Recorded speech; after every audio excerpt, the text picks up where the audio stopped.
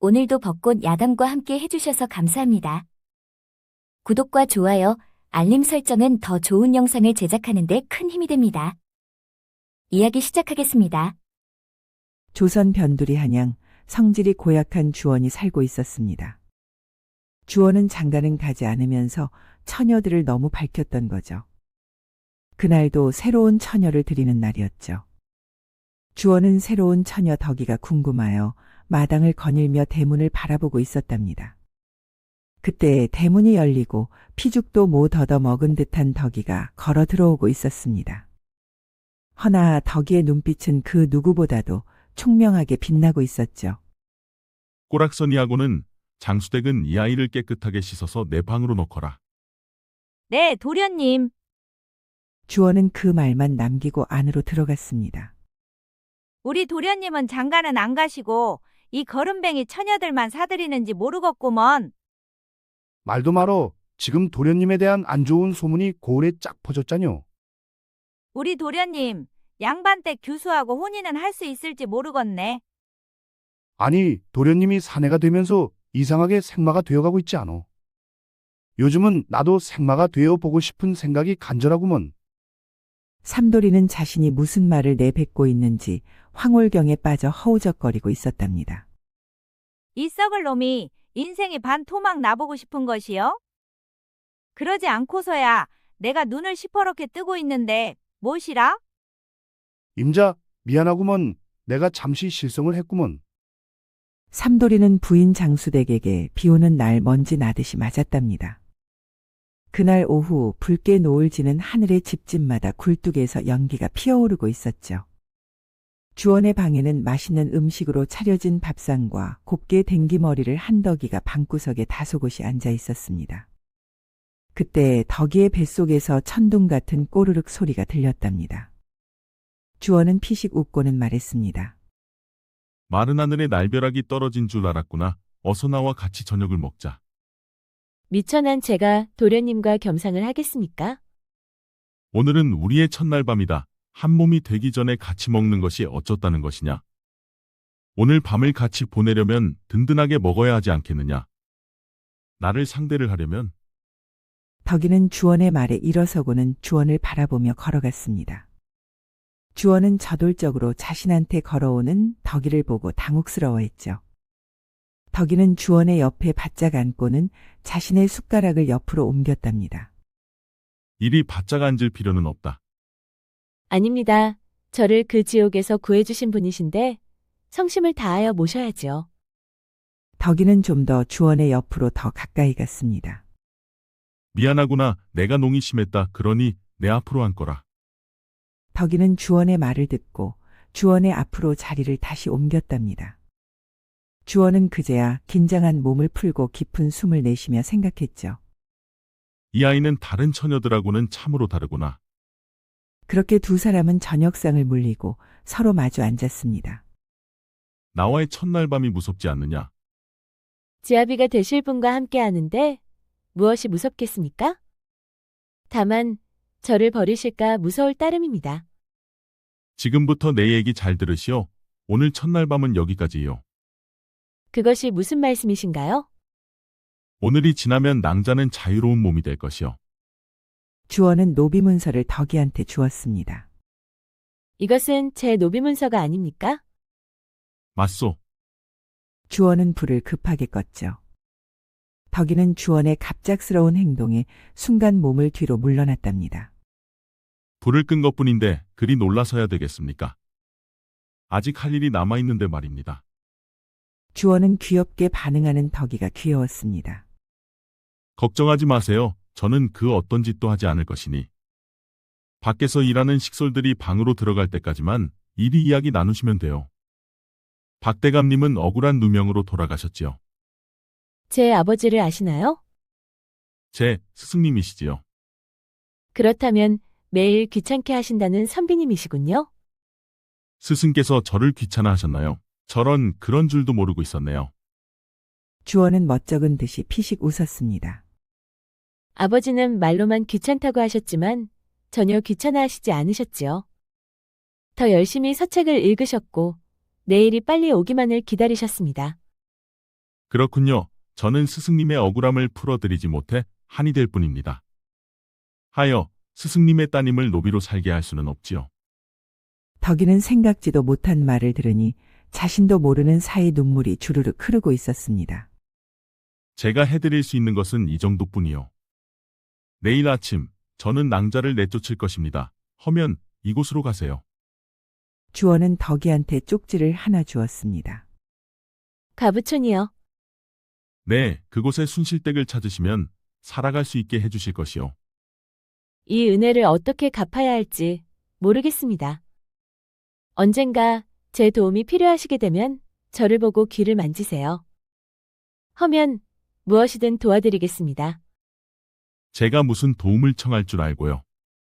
그 어떤 것도 괜찮지요. 노비가 아닌 삶을 살게 해주시는 것만으로도 저한테는 크나큰 은혜입니다.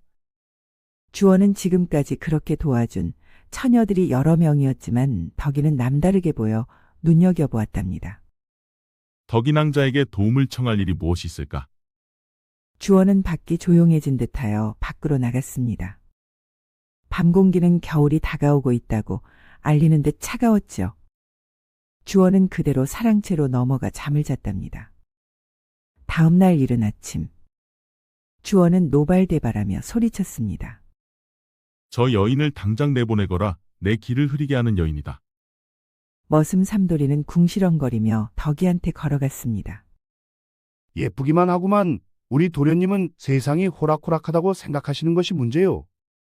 삼돌이는 덕이를 힐끔거리며 말했답니다. 더 험한 꼴 당하기 전에 어서 가쇼유.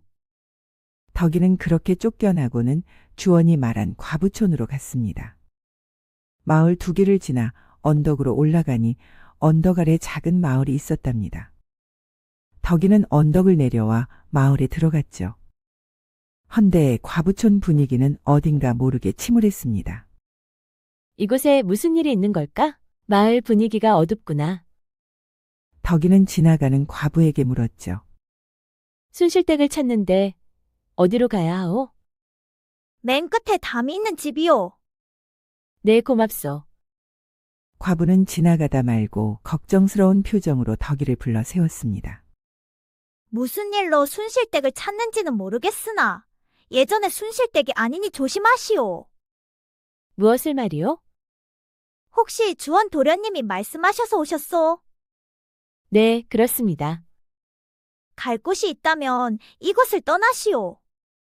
과부는 순실댁의 그림자가 보이는 듯하여 서둘러 숨었답니다.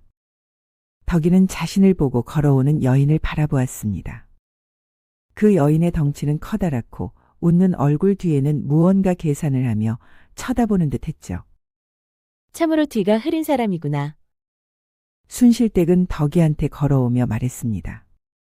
우리 도련님께서 보내주신 처자구먼. 머리 올린 비녀를 보니. 덕이는 주원이 아침에 건네준 비녀를 만졌죠. 그 비녀는 주원이 보낸 처자의 증표다. 덕이는 무언가 의심스러웠지만 상황을 지켜보기로 했습니다. 순실댁은 덕이를 위아래로 한번 훑어보더니 입가에 알 수 없는 미소를 지었죠. 그 웃음은 따뜻하다기보다는 무언가를 재고 따지는 듯한 빛이 섞여 있었습니다. 멀리서 오느라 고생 많았겠구려. 순실댁은 친절한 말투로 덕이를 과부촌으로 이끌었습니다. 여기는 과부들만 사는 마을이오. 세상에 기댈 데 없는 사람들끼리 서로 도우며 살아가는 곳이지. 덕이는 고개를 끄덕였으나 마을 안쪽을 둘러보며 마음 한편이 서늘해졌습니다. 집들은 가지런했지만 창문은 낮은데도 굳게 닫혀 있었고 마주치는 여인들의 얼굴에는 웃음 대신 경계가 어려 있었으니까. 순실댁은 낮은 목소리로 말을 이었습니다. 대신 이곳에는 몇 가지 규칙이 있다오. 규칙이요? 덕이가 조심스럽게 되묻자 순실댁은 아무렇지 않다는 듯 손가락을 접으며 말했습니다. 밤에는 절대 밖으로 나오지 말 것. 그리고 남정네가 마을에 들어오면 반드시 나를 먼저 통해야 하오. 그 말투는 너무도 자연스러웠지만 덕이의 눈동자가 미세하게 흔들렸습니다. 과부촌에 남정네가 들어올 수가 있나요? 순실댁은 그 누구도 질문하지 않았던 질문을 들으니 순간 말문이 막혔죠. 과부촌이라 하면서 남정네의 출입을 전제로 한 규칙이라니 어딘가 맞지 않았답니다. 왜 그런 규칙이 있을까요? 덕이가 물었을 때 순실댁은 잠시 말을 고르다 웃음으로 넘겼습니다. 세상이 험하지 않소. 힘이 있는 자가 막아줘야 모두가 편히 살 수 있는 법이지. 이 집이요. 여기서 편안하게 지내면 돼요. 덕이가 지낼 집은 순실댁 집 바로 뒤편에 자리 잡고 있었답니다. 그날 밤 덕이는 쉽게 잠들지 못했습니다. 마을은 유난히 고요했지만 고요함 속에 묘한 긴장이 감돌고 있었죠. 한밤중 어디선가 흐느끼는 듯한 소리가 바람을 타고 들려왔습니다. 울음소리? 덕이는 숨을 죽인 채 귀를 기울였습니다. 소리는 금세 끊겼지만 그 짧은 순간이 마음을 더 불안하게 만들었습니다. 다음 날 덕이는 마당에서 물을 깃던 어제 본 과부에게 조심스레 말을 걸었습니다. 이 마을에 오래 사신 분이신가요? 과부는 주변을 한번 둘러본 뒤 아주 작은 목소리로 대답했습니다. 조심하시오. 몇 과부들이 보이지 않오. 사라졌다는 건가요? 그 순간 과부의 얼굴이 창백해졌습니다. 그것은 나도 모르오. 보이지 않는 과부들이 있는데 순실댁은 사내와 눈이 맞아 도망을 갔다고는 하는데 그 사실을 순실댁만 알고 그 누구도 모른다는 거요. 과부는 무슨 인기척을 들었는지 급히 자리를 피했습니다. 덕이는 그 뒷모습을 바라보며 이 마을의 침울한 기운이 단순한 것이 아님을 알고 알아보기로 했답니다. 그날 이후 덕이는 더 주의 깊게 마을을 살폈습니다. 순실댁의 집에는 밤마다 낯선 발자국 소리가 났고 덕이가 봤던 몇몇 과부들이 어느 순간 흔적도 없이 사라졌다는 것을 확인할 수 있었죠. 이곳은 피난처가 아니다. 덕이는 마음속으로 되뇌었습니다. 이곳은 덫이구나. 덕이는 속내를 숨기고 대신 더 조심스럽게 웃었고 더 순한 얼굴로 순실댁을 대했죠. 덕이의 눈빛은 더 깊게 빛났고 사라지는 과부들이 어디로 가는지 알아야만 했습니다. 주원은 어떤 사람일까? 이 사실을 모르고 보낸 걸까? 아니면 순실댁과 한통속일까? 그 첫날 밤 그의 눈빛은 진솔하게 느껴졌는데 덕이는 주원을 믿고 싶은 마음은 굴뚝 같았으나 자신을 이곳으로 보낸 사람이 주원이었기에 제일 위험한 경계해야 하는 인물이었죠. 하여 덕이는 매일 밤을 이용하여 알아보기 시작을 했답니다. 그날도 밤은 깊었습니다. 과부촌은 숨을 죽인 듯 고요했고 달빛마저 흐릿하게 가려져 있었죠. 덕이는 숨을 죽인 채 순실댁 집 뒤편을 살피고 있었습니다. 그날따라 순실댁의 집에는 늦은 밤까지 불이 꺼지지 않았고 낯선 남정네의 그림자가 담장 위로 어른거렸습니다. 덕이는 본능처럼 깨달았죠. 오늘 밤 또 누군가 팔려 나가는 날이구나. 그 순간 순실댁의 방 안에서 낮은 목소리가 들려왔습니다. 주원 도련님이 또 여인을 보냈다지? 예, 이번에는 몸값이 꽤 나갈 겁니다. 그 말을 들은 순간 덕이의 가슴이 쿵 내려앉았습니다. 주원, 정말 순실댁과 한통속이었구나. 그러나 주원의 눈빛, 첫날 밤의 말들, 그리고 노비문서를 내밀던 손의 떨림까지 그 모든 것이 거짓이었다고 하기엔 너무 진실해 보였기에 혼란스러웠죠. 덕이는 조용히 뒤로 물러나 방으로 돌아왔답니다. 그리고 무의식처럼 머리에 꽂고 있던 비녀를 손에 쥐었죠. 그 비녀는 주원이 떠나기 전 아무렇지 않게 건네준 것이었습니다. 이 비녀는 나와의 증표입니다. 그러니 소중히 간직하시오. 그때는 그저 장신구라 여겼지만 지금은 알 수 없는 무게가 느껴졌습니다. 덕이는 촛불을 켜고 비녀를 자세히 살폈죠. 그러다 문득 비녀 끝부분이 미세하게 어긋나 있다는 것을 알아차렸죠. 이상하구나. 덕이는 손톱으로 조심스레 비녀 끝을 돌렸습니다. 그 순간 작은 소리와 함께 비녀 속이 열렸답니다. 그 안에는 얇게 접힌 종이와 붉은 인장이 하나 들어 있었습니다.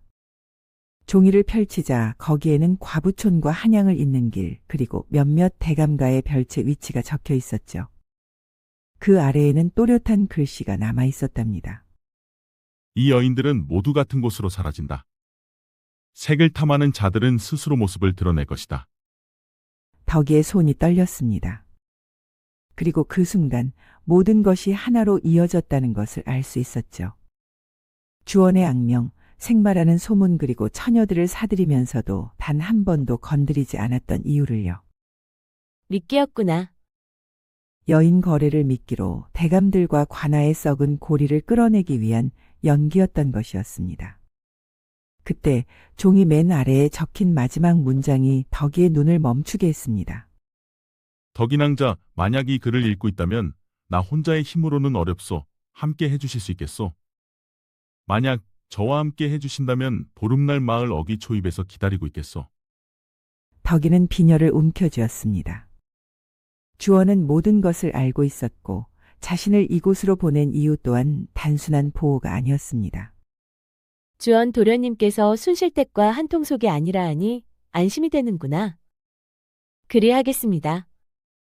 달빛 아래 덕이의 눈빛이 더욱 또렷하게 빛났습니다. 보름날 아침 덕이는 주원을 보고자 순실댁에게 말했답니다. 저작거리에 가서 살 것이 있어 다녀오리다. 허면 떡 파는 할미한테 가서 떡 좀 사다 주시게. 그 떡이 얼마나 맛있던지. 그리하겠소. 덕이는 순실댁의 눈밖에 나지 않기 위해 항상 시키는 대로 노력을 했죠. 그렇다 보니 순실댁은 덕이한테만큼은 큰 경계 없이 소소한 자유를 줬습니다. 하여 덕이는 마을 어기 초입으로 갔답니다. 헌데 주원 주변의 처녀들이 모여 웃음꽃을 피우고 있는 것이 아니겠어요. 아니, 주원 도련님은 여인을 몰고 다니는 사나이인가 보군. 덕이는 자신의 서방도 아닌데 심통이 나기 시작을 했답니다. 하여 가까이에 가지 않고 주원을 지켜보며 서 있었죠. 그런데 그때 주원이 덕이를 보며 귀를 계속 만지는 것이 아니겠어요. 도와달라는 손짓인데 웃음꽃으로 활짝 핀 얼굴은 도와드리지 않아도 될 듯하군. 어쩌지? 덕이는 도와달라는 주원의 손짓에 한참을 고민을 하더니 서서히 주원한테 다가가고 있었습니다. 그리고 무표정했던 얼굴에 한박웃음을 지었고 요염한 몸짓을 하며 소리를 쳤답니다. 어머, 서방님, 여기서 무엇 하셔요?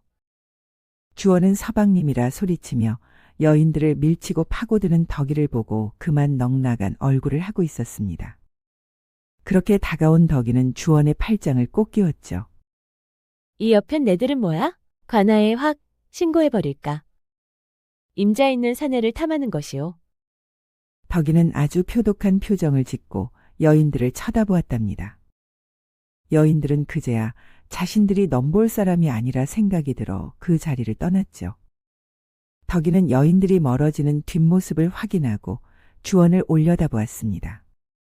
헌데 주원의 몸은 잔뜩 긴장되어 통나무가 된 듯 했답니다. 덕이는 허겁지겁 팔짱을 풀었죠.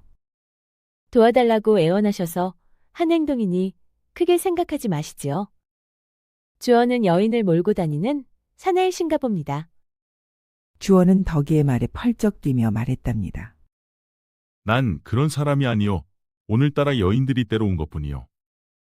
주원은 깊은 안도의 숨을 쉬었습니다. 언제든지 이런 도움은 드릴 수 있으니 또 도움이 필요할 때 오늘처럼 해주세요. 덕이는 빙그레 웃으며 마을 어귀를 천천히 걸었답니다. 그때 주원이 덕이의 손목을 잡고 골목길로 끌고 들어갔습니다. 그리고 도포 자락에 덕이를 숨겼죠.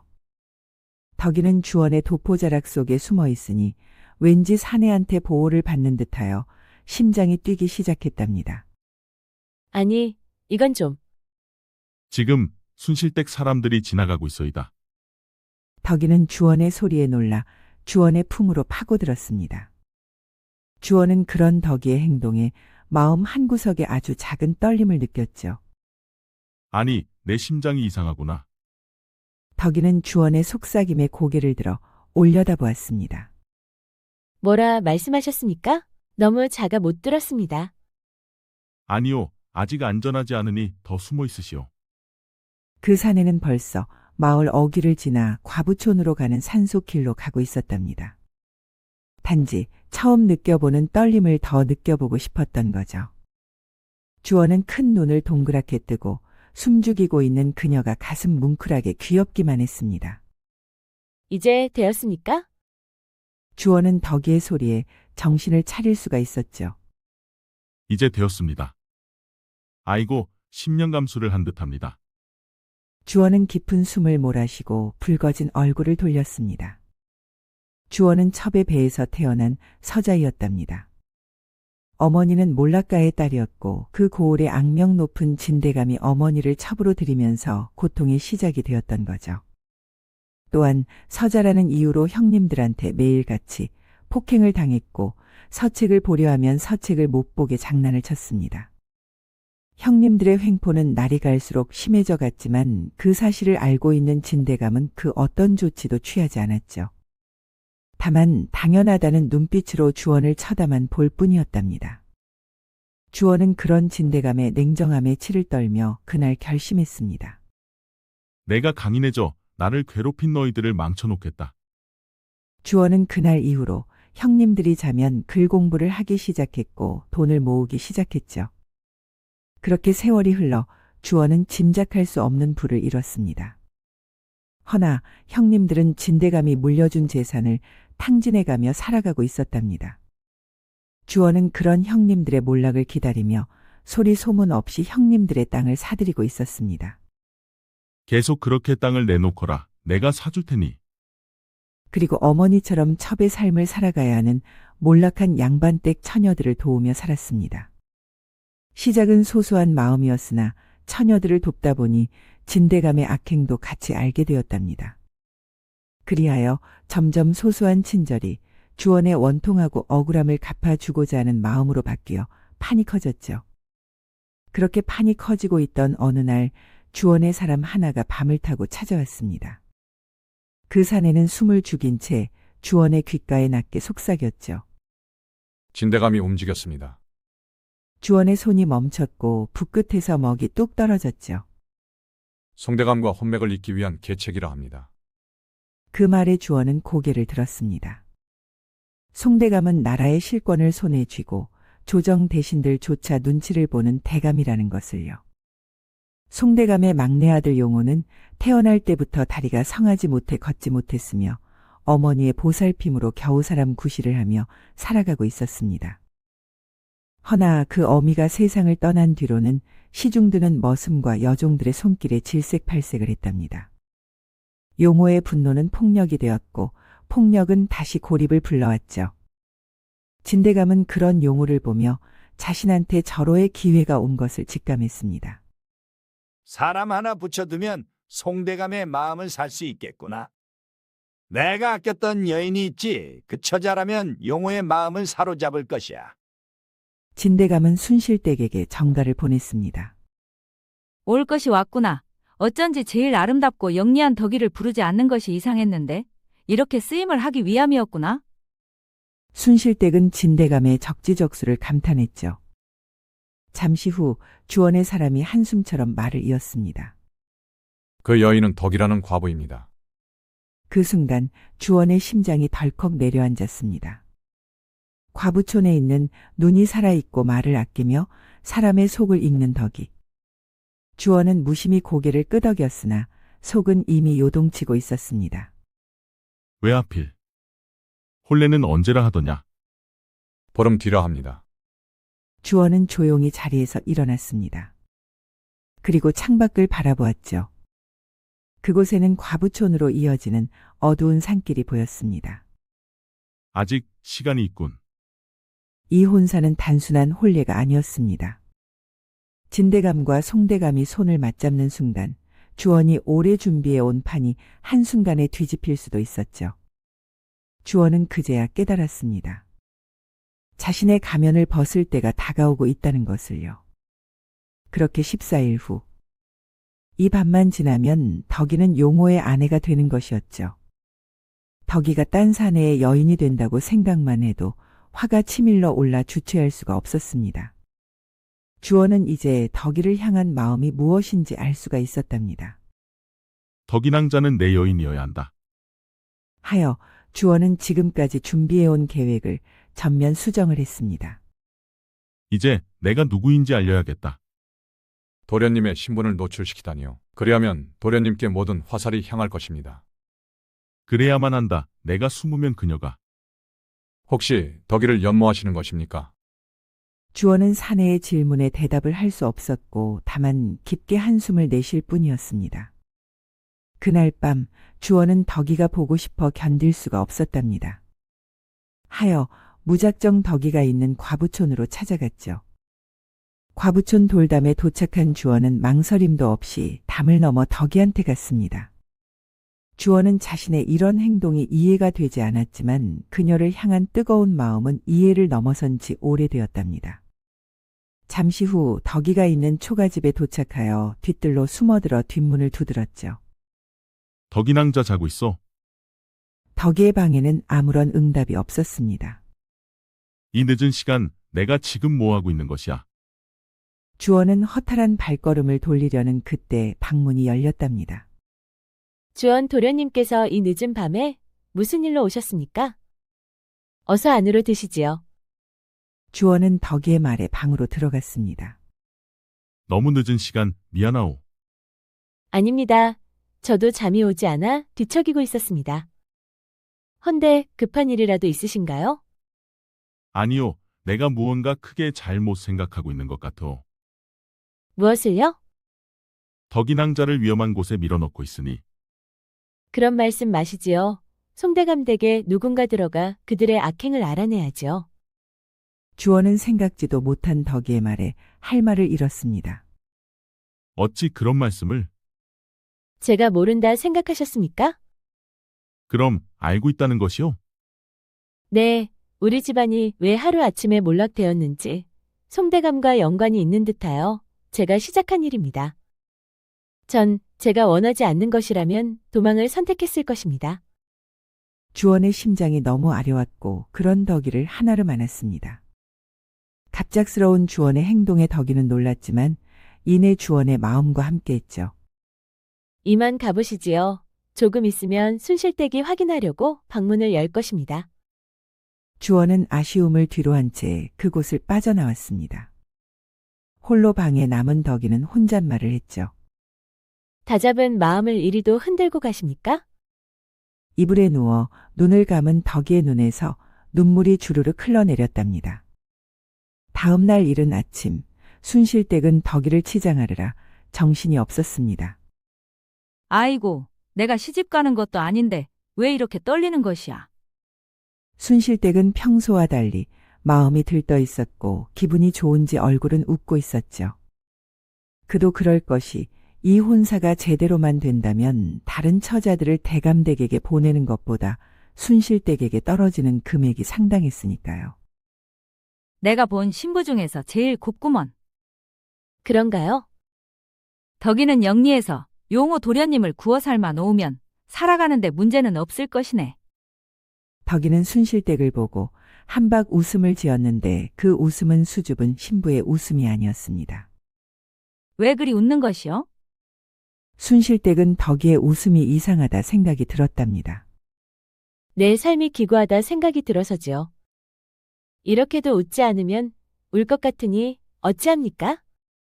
순실댁은 덕이의 말에 의심은 온데간데 없어졌고 덕이의 마음을 이해한다는 듯 말했습니다. 어찌하겠는가? 그려 우는 것보다 웃으니 좋구먼. 한편 송대감의 집은 이른 아침부터 소란스러웠습니다.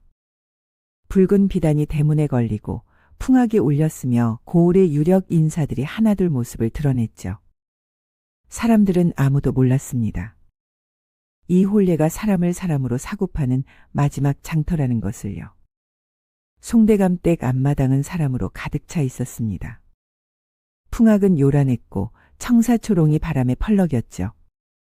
신랑 용호는 먼저 마당 한가운데 의자에 앉아 있었답니다.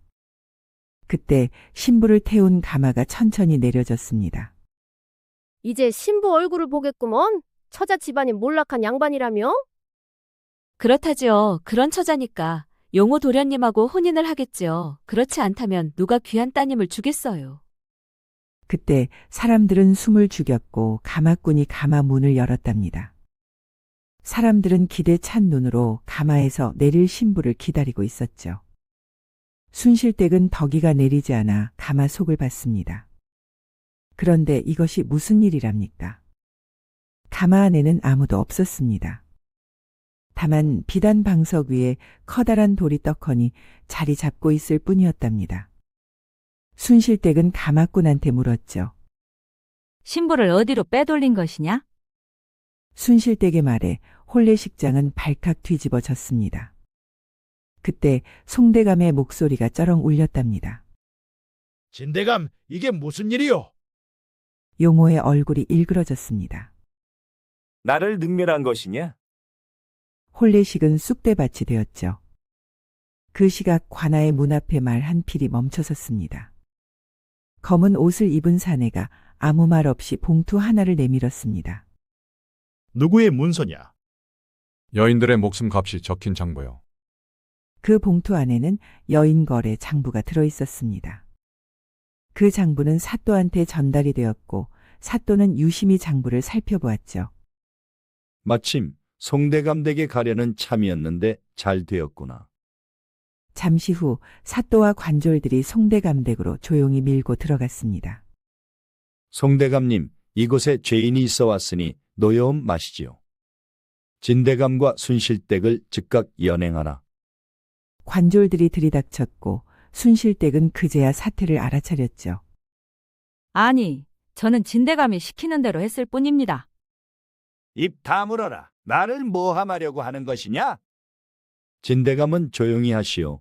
여인 거래 및 권문색가와의 불법 혼맥 시도 혐의로 연행한다. 진대감은 끌려가며 송대감을 향해 소리쳤습니다. 대감마님, 이건 다. 그 순간 송대감이 악에 찬 목소리로 외쳤습니다. 이 미련한 놈아, 감히 내 이름을 더럽혀. 그래, 나를 능멸한 너희들은 감옥에 가는 것이 마땅하다. 송대감은 자신은 아무런 잘못이 없고 결백하다는 표정으로 진대감과 순실댁을 가소롭게 쳐다보았답니다. 진대감과 순실댁이 관아로 끌려간 직후 송대감 앞마당에 검은 말을 탄 이들이 들어섰습니다. 의금부 종사관이 차가운 목소리로 외쳤죠. 왕의 어명이다. 송대감을 즉시 의금부로 압송하라. 말도 안 되는 소리냐? 내가 누군지 모르는 것이냐? 종사관은 송대감의 호통에도 흔들림이 없었습니다. 이 모든 일을 숨기기 위해 상소를 가로채고 보고를 조작하여 왕의 눈과 귀를 가렸어. 또한 당신은 돈을 바친 자에게는 벼슬을 주고 청렴한 자는 외딴 고을로 자천시켰으며 말을 듣지 않는 선비는 불온한 사상이라 꾸며 관직에서 쫓아냈소. 그 희생된 대감들은 오늘 혼인하기로 한 덕인왕자의 아비도 있었소. 여기서 송대감의 눈빛이 흔들렸습니다. 송대감 댁은 구경꾼들로 모여들었고 송대감을 아는 모든 사람들은 당연한 일이라 생각했죠. 한편 덕이는 눈을 뜨고 주변을 살폈습니다. 그 방은 여인이 지낼 것 같은 아기자기한 장식구들이 보였고 고운 한복도 걸려 있었답니다. 아니, 송대감 댁인가? 어찌 된 것이지? 난 분명 가마를 타려고 했는데. 덕이는 이불에서 일어나 앉아 조각에 기억들을 껴 맞추고 있었습니다. 그때 방문이 열리고 주원이 들어왔답니다. 덕인왕자 깨어났소. 어찌 된 일이랍니까? 다 해결이 되었습니다. 주원은 조용히 덕이의 앞에 앉고는 두 손을 잡았답니다. 해결이 되었다니요? 진대감과 순실댁은 당신이 전달한 거래 장부로 인해 감옥에 들어갔소. 송대감은 제가 찾아낸 치부책이 전하게 전달이 되었소. 하여 송대감은 의금부로 압송되었답니다. 제가 잠든 사이 모든 일이 해결이 되었네요. 헌데 저는 가마를 타고 있었는데 그 뒤로 기억이 없습니다. 주원은 그런 덕이를 바라보며 말했죠. 바로 옆에 있던 가마꾼이 기억나시나요? 덕이는 주원을 올려다보았고 그녀의 눈이 점점 커져갔습니다. 맞습니다. 바로 저였지요. 덕이는 끔찍했던 지난 날들을 생각하며 눈에서는 소리 없는 눈물이 흐르고 있었습니다. 주원은 그 마음을 너무도 잘 알기에 얼굴을 두 손으로 감싸고 눈물을 닦아 주었죠. 이제 되었습니다. 당신이 내 앞에 있는 것이 꿈만 같습니다. 주원은 살며시 덕이를 품에 안았답니다. 세상을 다 가진 듯 행복합니다. 당신은 내 여인입니다. 덕이는 듣고 싶었던 말을 듣고는 주원의 품속으로 파고들었습니다. 이처럼 따뜻한 품속은 처음입니다. 그날은 두 사람의 첫날 밤이 되었고 이제는 떳떳한 가정을 이뤘죠. 그날 밤 이후로 권세에 짓밟혀 이름을 잃었던 처녀들 혼맥과 거래 속의 사람 취급조차 받지 못했던 여인들을 하나둘 불러 모았답니다. 주원은 자신의 재산과 집을 내어 그들이 다시 글을 배우고 장사를 익히고 스스로의 이름으로 살아갈 수 있게 도왔습니다. 덕이는 그 곁에서 상처 입은 여인들의 손을 잡아주었습니다. 자신이 걸어온 길이 헛되지 않았음을 그들의 눈빛 속에서 확인하며 말이죠. 봄이 오면 벚꽃이 흐드러지게 피는 그 집에서 덕이는 더 이상 도망치는 처자가 아니었고 주원은 더 이상 가면을 쓴 사내가 아니었습니다. 서로의 상처를 알아보고 서로의 등을 맡길 수 있는 사람. 그렇게 두 사람은 몰락한 양반가의 처녀들을 구하며 조용하지만 단단한 서로의 보살핌으로 행복하게 살았다는 벚꽃 야담 이야기였습니다. 벚꽃 야담과 함께 해주셔서 감사합니다. 여러분의 구독과 좋아요, 알림 설정은 더 좋은 이야기를 만들 수 있는 큰 힘이 됩니다. 이 영상을 보시는 모든 분들이 벚꽃 야담과 좋은 인연을 맺어 항상 행복이 가득하셨으면 좋겠습니다.